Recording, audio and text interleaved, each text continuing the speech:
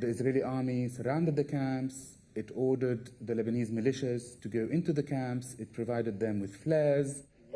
The date was September the 16th, 1982. It prevented anybody from going out of the camps, and this went on for 3 days, 2 nights and 3 days.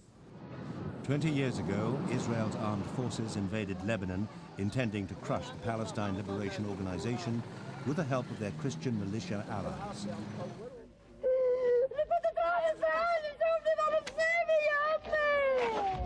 For 36 straight hours, starting on September the 16th, the militias slaughtered unarmed civilians in Beirut's Palestinian refugee camps, Sabra and Chatila. The militias were ordered into the camps by the man who is now Israel's Prime Minister, Ariel Sharon. When it was all over, at least 900 civilians were dead. The massacre took place in the heart of a city that was teeming with foreign observers, yet no one was punished.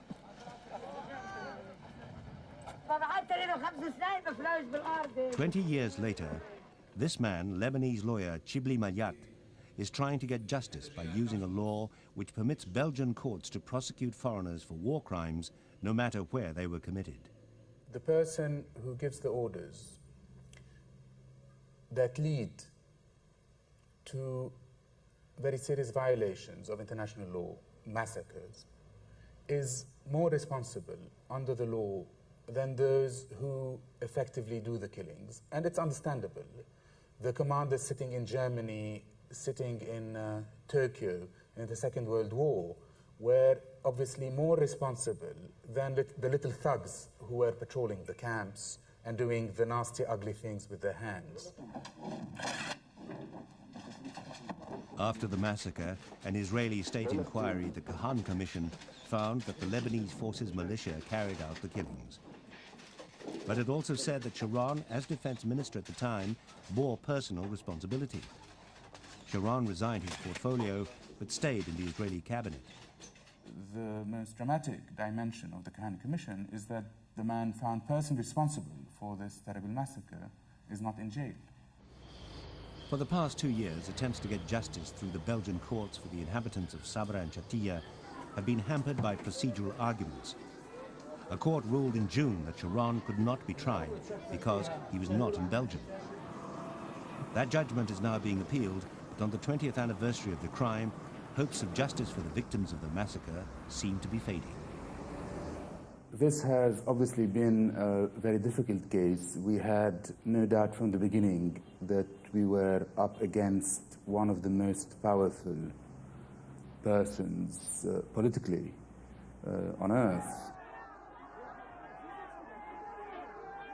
But there is absolutely no doubt that Mr. Sharon, in his position of commander, of ultimate commander and real commander, is responsible under international law. If the case ever comes to court, the charge that Ariel Sharon had command responsibility will be strengthened by secret Israeli documents mailed anonymously to Mallat's colleagues in Belgium. These consist of over 400 pages of minutes of meetings between the Lebanese militias and the Israeli secret services and the political officers, including Mr. Sharon. We have here, by Sharon himself, language of cleansing. So that there be no terrorists, you've got to clean the camps. Cleansing, no one uses this any longer. It is the language of genocide. Sharon told the Kahan Commission he couldn't have foreseen the murderous behavior of the Lebanese militias. The documents suggest otherwise. They knew what was coming. We have a testimony from Colonel Elkan Harnoff. He says, it was possible to surmise from contacts with the Phalange leaders what were their intentions towards the Palestinians. Quote, Sabra would become a zoo and Chatila, Beirut's parking place. Abdel Nasser Alameh and Mohammed Abu Roudeina are two of the plaintiffs who are seeking justice in Belgium. Mohammed lost 8 relatives in the massacre, including his father. Abdel Nasser saw 10 of his friends killed.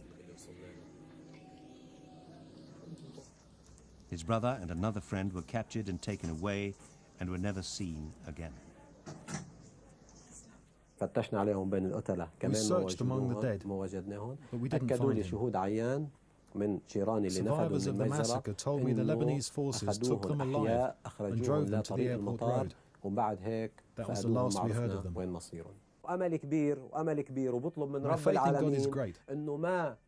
I hope God will not take the soul of Sharon until he's punished for the crime he committed.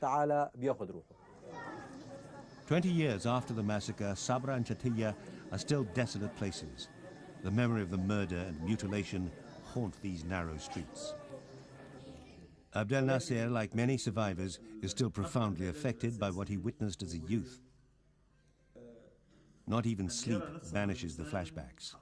I have nightmares most nights, and these nightmares wake me up. I say some prayers, and then I go to my children's room. I check on them. If they're uncovered, I cover them. I have to be sure that everything is all right.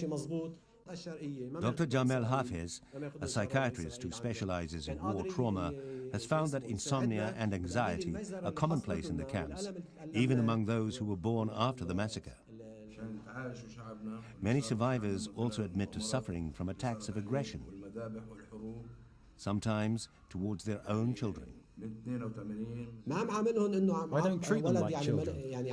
I treat them like grown-ups. If they make a mistake, I punish them severely. I don't want psychiatric treatment. I don't want medicines. The treatment I want is punishment for the criminals. And then I'll be able to lead a normal life. The success or failure of Chibli Mallat's case will have repercussions far outside the Middle East. It will set a precedent for other cases of universal jurisdiction. In the Arab-Israeli conflict, which probably was the most long-standing violent conflict in the history of the 20th century, Sabra and Chatila sticks out as the most horrendous so far. If our case fails, it's a major setback for international humanitarian law. Countless cases of mass crime will remain unpunished. If Mallat's appeal is rejected, the immediate impact will be on the thousands of people, Palestinian and Lebanese, who still live in these wretched camps. After 20 years, they're daring to hope that their dead will finally be avenged. They hope they'll be able to tell their children there is a punishment for every crime, that revenge and terror are not the only avenues open to the Palestinian people.